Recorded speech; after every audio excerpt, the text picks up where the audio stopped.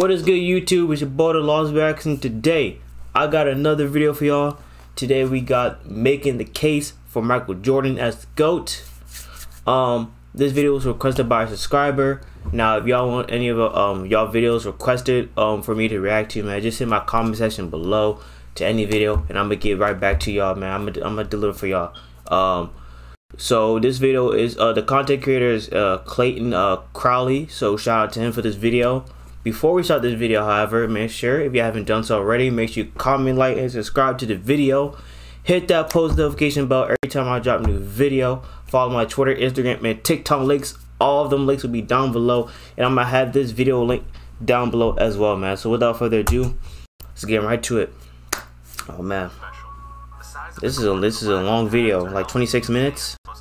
So you know what I mean, get the popcorn ready, man. Get y'all snacks ready, man. Beverages.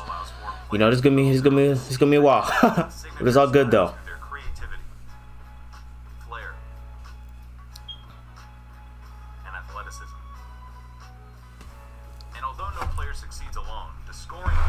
I got my water out, you know what I mean? You know what I'm saying? We're getting ready, man. Drink a gallon of water a day.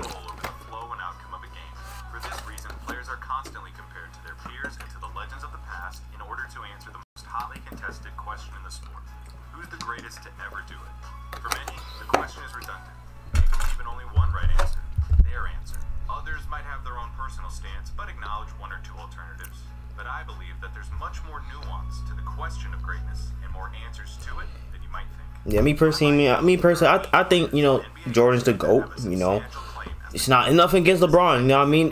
Listen, him and the GOAT kids between him and Jordan and LeBron, man, it could go either way. It's at the end of the day, bro, it's just someone's opinion, you know what I mean? It's based on what someone thinks, you know what I'm saying? So really, no one can really be hurt by it, you know what I mean? No one can really be hurt by that, by someone else's opinion of who the GOAT is, you know? So, but I mean, every opinion also has a good case, though, you know? Well, what can I say? What on earth can I say about Michael Jordan's case as the greatest basketball player to ever live that hasn't been said before? What do you think I'm going to talk about that didn't get covered in the 10-hour documentary? Yeah, that was wild. That documentary was wild, bro. It was so interesting. It was probably one of the best documentaries I even watched, bro. I said I ever watched. Angle of the Michael Jordan case has been dissected inside and out. There are no original takes when it comes to the subject. Michael Jordan is a ubiquitous figure in large part because he was and is a brand. Right. What do American advertisers love more than a good brand?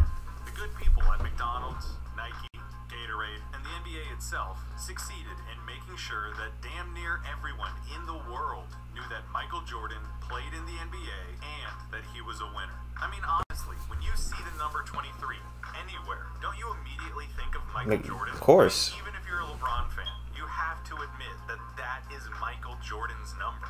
And the craziest part about the Jordan experience is that as he became a global icon, he did nothing but continue to deliver the goods. Facts. Even coming out of retirement too.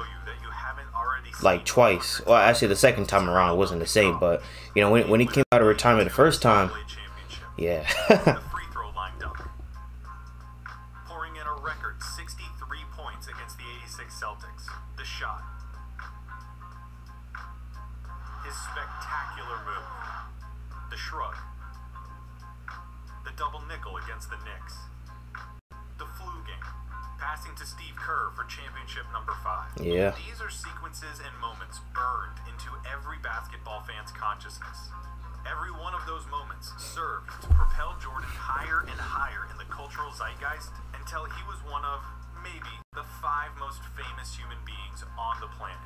And yet, the inevitable passage of time has eroded the consensus around Jordan's GOAT status, especially with younger people who might not have been alive to see him play.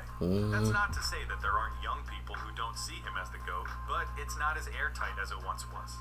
Now, I'd hate to speculate on behalf of an entire generation of basketball fans, but here I go anyway. I was 516 days old when Michael Jordan won his last championship.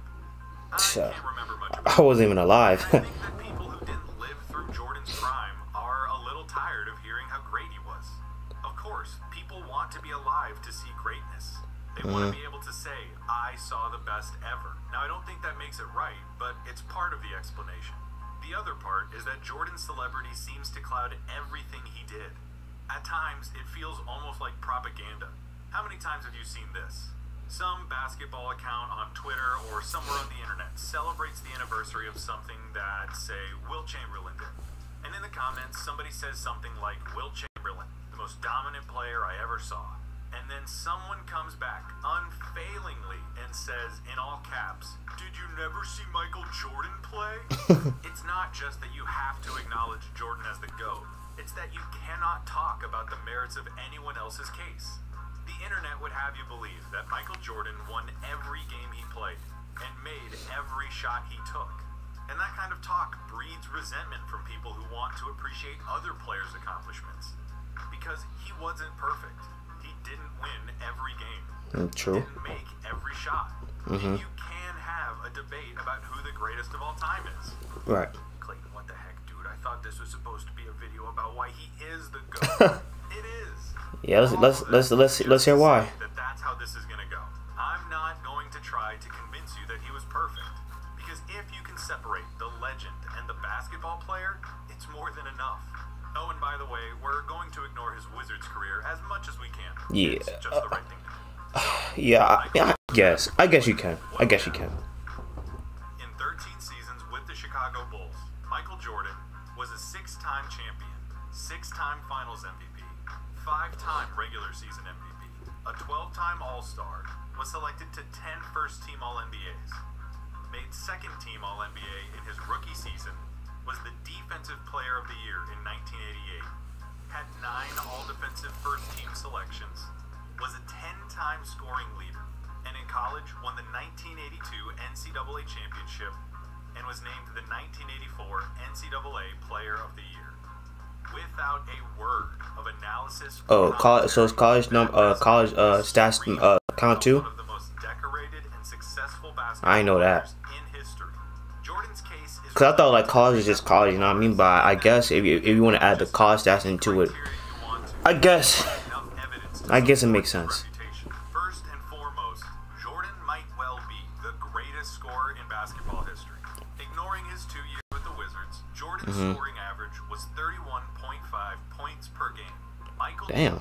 Oh, we gotta add. Dang, it was getting good too. It was just right in the beginning, bro. It was just ready to start up. Come on, what's going on? All right, let's get this out the way.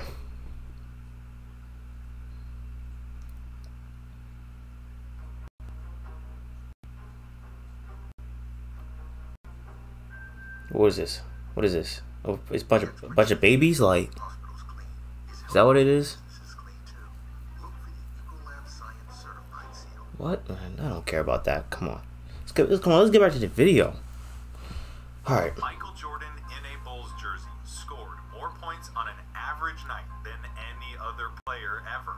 Including his Wizards tenure, he averaged 30.12 points per game. Still the highest of any player ever, beating out Wilt Chamberlain by a few decimal places. The style of Jordan's play was nice. matched by the substance of his game. Every ounce of athleticism that brought comparisons to Dr. J was matched by footwork that could only be seen in players like Hakeem Olajuwon. His acrobatic layups are underscored by his unerring technique and diligence that make him a case study in fundamentals.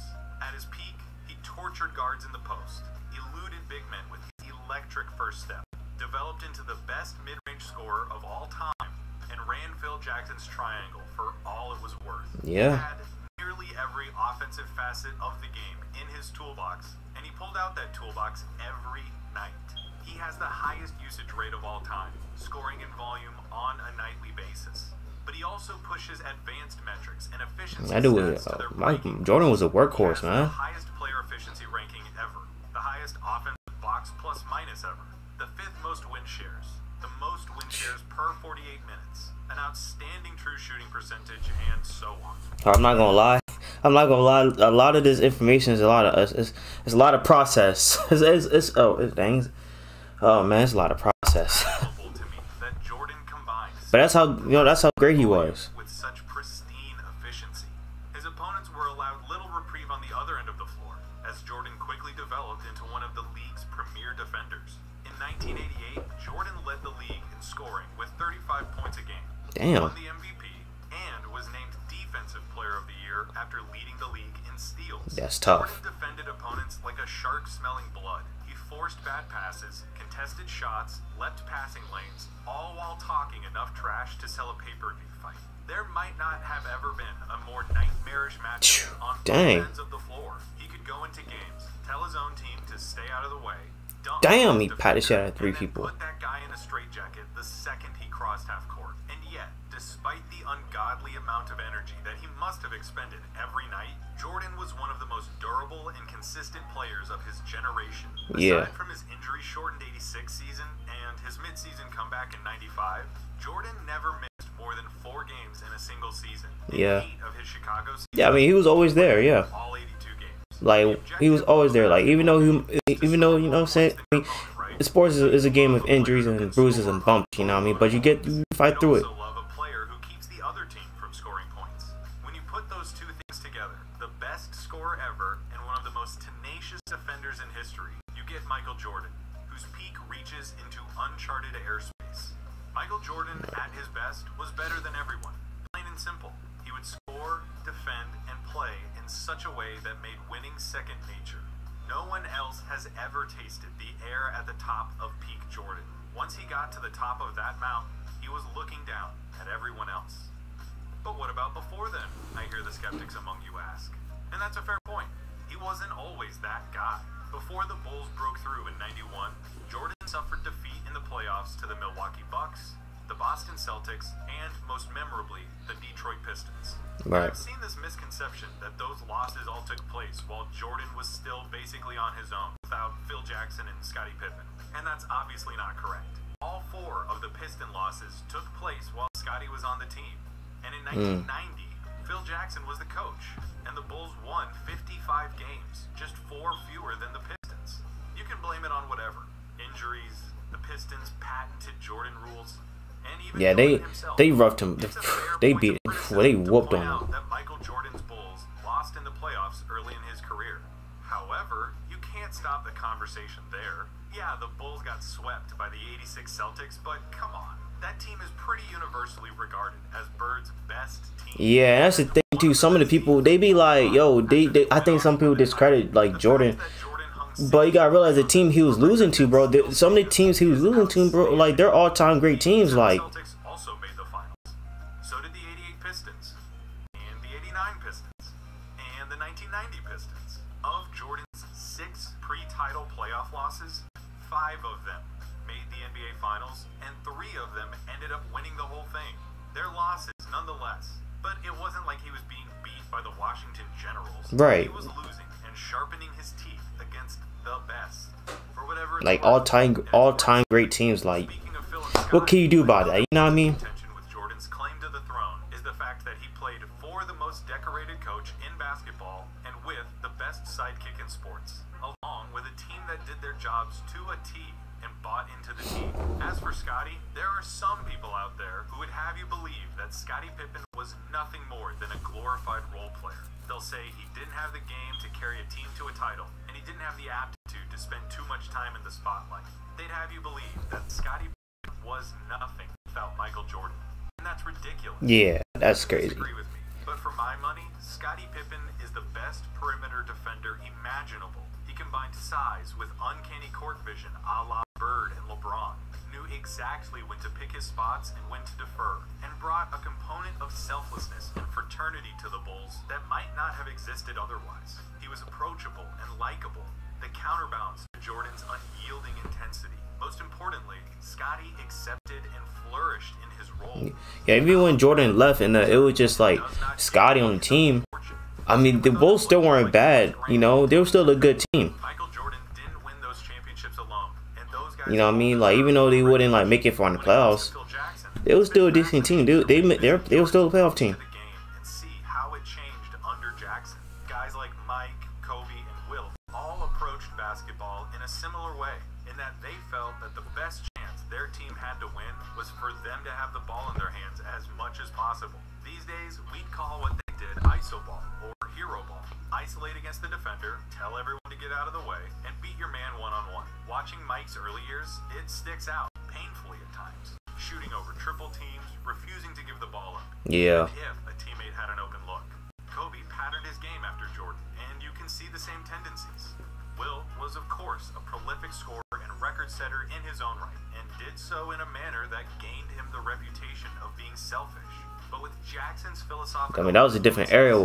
Different era with Will. The stellar supporting cast, Jordan learned to dial those tendencies back and perfect his game, resulting in one of the most dominant stretches any athlete has ever had in their sport. Of course, he still had the stuff to go and win his one-on-one battles, but he walked the line as well as anyone ever has. Kobe did the same thing. He won 3 championships with Shaq at the beginning of the decade of the aughts, and finished the decade with back-to-back championships. Now, who was Kobe's coach during those championships? Phil Jackson. Who was it that helped him tailor his game to a more team-friendly approach, so as to unlock the group's championship potential? Oh yeah, it was Phil Jackson. Phil Jackson should, and does, get praise for managing some of the most eclectic locker rooms in basketball, satiating some of the most headstrong egos in the world, and providing an environment where the most Imagine if he never was the coach of the Bulls, like we wouldn't see, Jordan wouldn't be what he was. So might not have happened without Phil Jackson and Horace Grant and Tony Kukoc and Steve Kerr and Bill Cartwright and all of those guys. Basketball is a team game after all. Yeah. But it's our fault that they might not get talked about as much as they should. We are the people who talk about these kinds of things and create the dialogue that takes place about them. That doesn't somehow discredit what Jordan did for those teams or nullify what he contributed. Yeah, Scottie was a perfect sidekick. Yes, Phil Jackson was a masterful coach. Right. Those things can still be true, and Michael Jordan can still be the greatest of all time. Scottie accepted his role on the team. He accepted that he was going to be the second guy. Jordan still had to go out there and do his job as the guy. He still had to set the tone of every practice and every game. He had to put the ball in the hole, share responsibilities guarding the other team's best player, take over when games started slipping out of hand, and at the end of the game, take the last shot. It doesn't work unless Mike does what everyone expects him to, which is to be the best player in the world. As for Phil, yes, it is true that he tempered Michael's worst impulses. He helped sand off the rough edges and align the team, but Mike still had to accept that coaching. He had to adapt his game and do the work. Plus, isn't it a coach's job to coach? Why is it a knock on Jordan that his coach was good at his job? Michael Jordan. Really, I don't hear no. I mean, I don't really hear people talk about, oh yeah, because Jordan had a good coach. I never really hear much of that. When it comes to like him comparing him and LeBron. Of such an incredible team. How incredible of a team were they? Well, the 1996 Chicago Bulls finished the regular season 72-10. That's more wins than anyone had ever won, and a record that most people thought would never be broken. And not only were they such a prolific regular season team, but they capped off that season with a championship to deliver the most successful season Unlike the Warriors. has ever had. Which brings us to another common Jordan barb. The fact that the NBA was, at the time, looking to capitalize on its enormous popularity and expand into more media markets. From 1988 to 1995, the league saw 6 new teams enter the league, and with each new team, the talent pool of the league got a little more diluted and a little more diluted.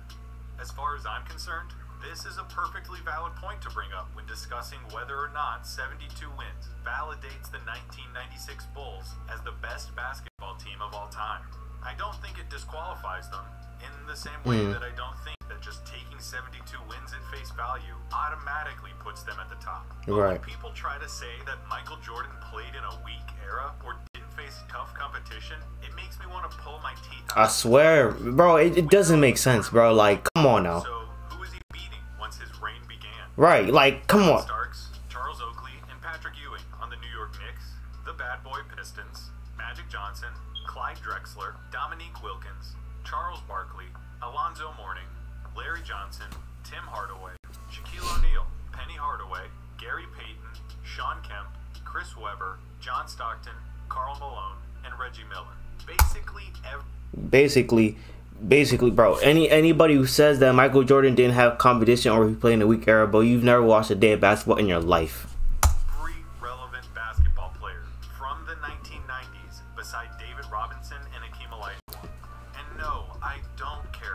up how many All-NBA opponents. Right, it don't make no. Come on now. Someone else, or how many All-Star teammates Jordan had versus other players, or any of that. Because one, the players on that list all passed the smell test. Oh, we got another ad. Here we go. Come on, let's wait for this ad to pop up. Come on. But yeah, like listen, I understand. Oh, LeBron played against more legendary players, played against more players. You know, how do I say, like, more? I guess more legends. I guess you want to put it like that, bro. That's just y'all say that as if Jordan never played against legends, or the legends he was playing against were weaker. It's crazy, bro. Of a competitive era with flying colors. 2, I don't care about that stuff. And 3, because, like I have said and will continue to say, everybody has advantages. Everybody. You become great by capitalizing on the moments when everything lines up for you. You seize the opportunity and press the advantage. So what if the Bulls were expected to win? They did win, and they were expected to win because Michael Jordan tipped the scales in their favor against everybody. And as a final objection, people who are looking to dethrone Jordan will tell you that he was an asshole to his teammates. So that he alienated those who he didn't deem he's trying to make them better. to play alongside him. Yeah, even though it might, bro. You're trying. Come on. He was an asshole. Right. He punched multiple teammates in the face, belittled his peers for mishandling passes, and spoke to his teammates in a way that would not fly in 2020. It's a fact that feels especially stark when you take into account the impact that more reserved and compassionate leaders like Tim Duncan and Bill Russell had on their teams. It is possible to win in the NBA without being a jerk, but it's also possible to win while being a jerk. And remember, Jordan wasn't lashing out for no reason. He wasn't walking into the gym just looking for an ego boost and to demean someone. Yeah, man. At the end of the day, man, he's just trying to make his teammates better. Teammates to work as hard as he did. Right. He had to make them understand that the Bulls could not be playing games because they wanted to win. They had to play as if they needed to win. Because psychologically, Jordan did. Take Tim Duncan and compare him to Michael Jordan. You never hear about Tim Duncan really tearing into some dude in front of the whole team in practice. You never hear about Mike not taking the opportunity to chew out a teammate that could have done something better. They are polar opposites when it comes to how they led, but they were both leaders, and both of their styles worked. In the same way that not everybody could play for the Spurs, not everybody could play for the Bulls. If you couldn't handle the team first, no one is above the group approach that the Spurs culture built, you weren't playing with Tim Duncan. And if you couldn't handle getting called out, being pushed past your stress point, and playing without fear, you were not playing with Michael Jordan. Right. They both shared a common vision of basketball perfection. Yeah, man. At the end of the day, like, they're both trying to win, and if like you're not trying to work, right. And yeah, basically what you say, man. If you're not trying to work as hard as if you're not trying to work as hard as they are, bro, you got no business being on the team, bro. Simple as that. And making enemies out of everyone else, toiling away in the postseason without ever breaking through, that would be one thing. But damn, it did work. It produced results. And speaking of results, the guy won 6 effing rings, and he won all of them as the best player. I know that the people who want to discredit Jordan have already found a million ways to get around 6 rings, but I don't buy any of them. It is literally the best claim that any player has to the throne. He won more championships as the best player on the team than anyone but Bill Russell. Right. Jordan did it with more teams and more variables that could have set the team back. He checks all of the boxes. He had more success than Wilt, had more statistical prestige than Russell, had a higher peak than Bird or Magic, and leveraged that peak for more titles as the guy than Kareem. He was the ultimate closer. He lived for the moments that decide games. As an individual talent, and if you like, y'all watched the documentary last year, bro, y'all understand. Y'all understand. Anyone ever. As a team athlete, his place in the game is immortalized. Listen, it's impossible to watch Michael Jordan and not romanticize him. No object in the world looks more that's a good fake. than a basketball in Michael Jordan's hand. It's like the ball was designed for him, or like he was made for the ball, or both. You can't appreciate Michael Jordan without hyperbole. hyperbole and superlatives. He is the avatar of sport. He is competition incarnate. His defining trait remains his insatiable need to win. He wanted to win at everything. When he came into the league, there were questions about his shape. Yeah, he was a winning junkie, bro. But it was for a good thing. It's not like it's a bad thing. He wanted to win. Like, he heard he couldn't win for years, so he took it all out on his competition and led his teams to 2 separate three-peats. He ironed out all of his flaws because he would accept no result but victory. So don't even start to tell me that he wouldn't have developed a three-point shot today. And more than anything, sport is an art form, isn't it? It's expression. yeah, he'll also do whatever it takes for him to get better. You know what I'm saying? If he needs to improve in this area, bro, he will do that, bro, for the betterment of the team. Part of it too, You know, like, bro. terribly complicated. There wasn't a lot of baggage attached to the Michael Jordan experience. The things that he did made people believe, if only for a few moments, in superheroes. When spectators looked at him, hoping to find something to connect with, they found the indomitability of human will. The old sports cliche fully realized that the game is Doc Rivers. the team who wants it more. And we all like to think of ourselves like that. That we are wired like Jordan. But let's face it, we're not all like that. That's what made him special. There's only one Michael Jordan. As for the story, how's this? There's a guy who is knocking on the door of the Pantheon. He has been for a while now. He captures the imagination of everyone who has ever seen him play. He might well be the most talented player to ever lace up a pair of shoes, but he just can't seem to break through. He loses in the playoffs against the same team over and over and over. Every year he gets a little bit closer and a little bit closer until finally he breaks through. His talent is justified with 1, 2, 3 championships, all in a row. It hadn't been done in 30 years. Now there's talk about how this guy might not just be the best talent, he might be the best ever. And as he's climbed the mountain, he has become the most famous athlete in the world. And then he retires, only to come back a year and a half And do another later. three-peat. In his first full year back from retirement, they win the title. He is back. And then they do it again. By now, he is practically lapping. Yeah, come on, y'all can't just come on, y'all can't boo-hoo that. Come on. In recent memory is of his team holding the trophy. By 1998, he had won 5 championships in 7 years, 3 in a row, and then back to back. And now it was the end, the last year of everyone's contracts. The team's blowing it up. This is their last ride, the last dance. They're running on fumes, but they climb all the way back up the mountain to the top.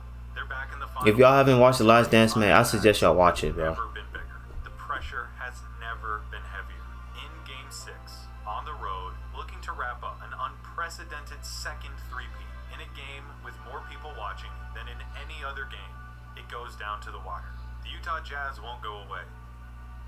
Unfortunately for them, they're playing against Michael Jordan, who saved his best for last. Here is Michael Jordan's final shot as a Chicago Bull.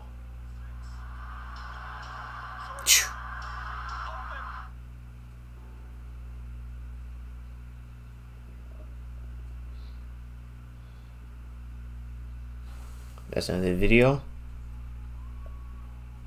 Man, that was beautiful, man. That was a nice well put video, man. Man, that was a long video though, but I'm not gonna keep y'all for too long, man.